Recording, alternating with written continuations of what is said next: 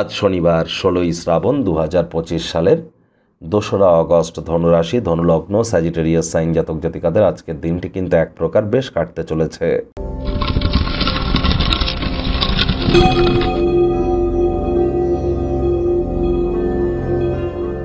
ভিডিওটির শুরুতেই আপনারা স্ক্রিনে দেখতে পাচ্ছেন শনি মহারাজের প্রণাম মন্ত্র।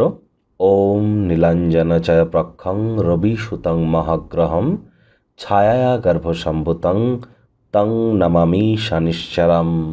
এটি আপনারা আজ সকাল দুপুর সন্ধ্যা ৩ বেলায় মিলিয়ে ১০৮ বার অথবা সন্ধ্যাবেলার সময় ১০৮ বার জপ করুন। এটি আপনাদেরকে বহুলাংশে উপকৃত করতে চলেছে।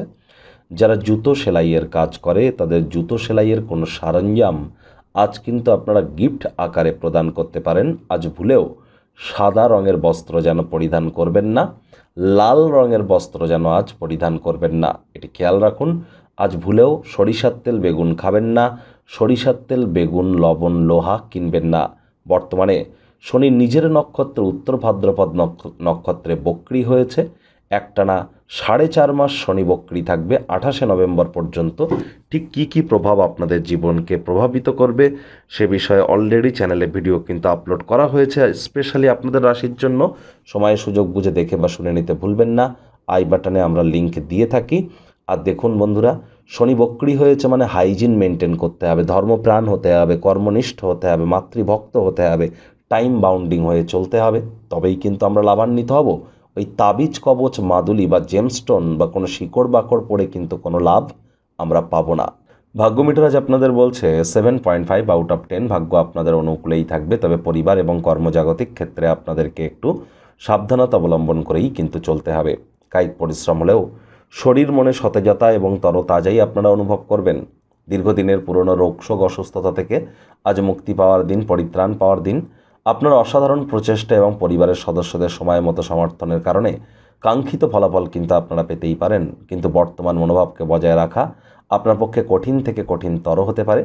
বিলম্বিত টাকা কড়ি পরিশোধ হয়ে যাওয়ার দরুন আর্থিক অবস্থানের উন্নতি হতে চলেছে। আয় ইনকামও বাড়বে। নতুন উদ্যোগ পরিকল্পনার পাশাপাশি নতুন নির্মাণ কার্যের শুরুয়াতও আজ করা যেতেই পারে। বাণিজ্যিক উদ্দেশ্যে গৃহীত যাত্রা বা ভ্রমণ আপনাদের ক্ষেত্রে লাভদায়ক প্রমাণিত হবে। চাকরিজীবী যারা আছেন অফিসে কম কথা বলে কাজ বেশি করুন, মনের থেকে মস্তিষ্ককে বেশি দাম দিন। কোনো প্রকার অফিস পলিটিক্স বা গসিপিংয়ের অংশ যেন হবেন না। বসের কিন্তু কুনজরে পড়ে যেতে পারেন। রাজনীতিবিদ যারা আছেন জনসংযোগ বৃদ্ধি করুন। কঠোর কায়িক পরিশ্রমের কোনো বিকল্পই কিন্তু নেই।